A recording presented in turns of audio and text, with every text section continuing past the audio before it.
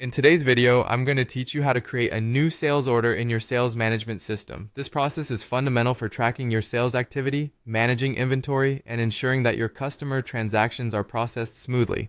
Let's begin by heading over to your dashboard. Once you're logged in and can see your main workspace, the first thing you'll want to do is locate the section labeled Sales. This is usually found in your main menu or dashboard overview, and it serves as the gateway to all the tools you'll need for managing sales operations. When you click on Sales, a range of options will open up, providing you access to various sales-related functionalities. Among these options, you'll find different tabs, but our primary focus for today's task is the All Sales tab. By clicking All Sales, you'll gain access to a comprehensive view of all the sales transactions and data currently recorded in your system.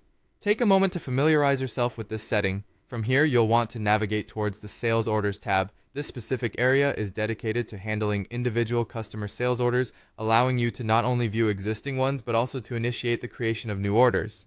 Now, let's dive into the main activity, creating a new sales order. Keep an eye out for a button or a link labeled Create New Sales Order. This is where you'll start the process of entering a new transaction into the system.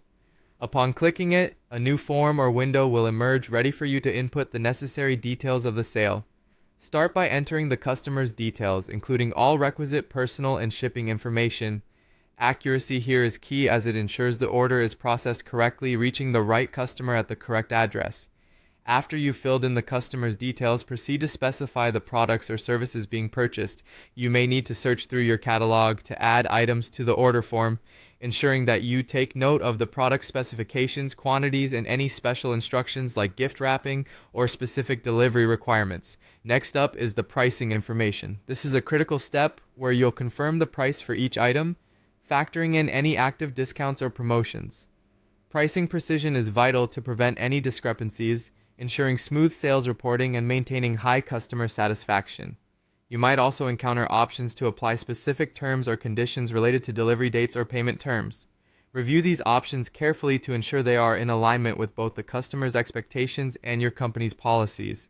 Once you've entered all the required information and reviewed the order for accuracy, you're ready to finalize it. Look for the Submit or Save button to officially complete the process.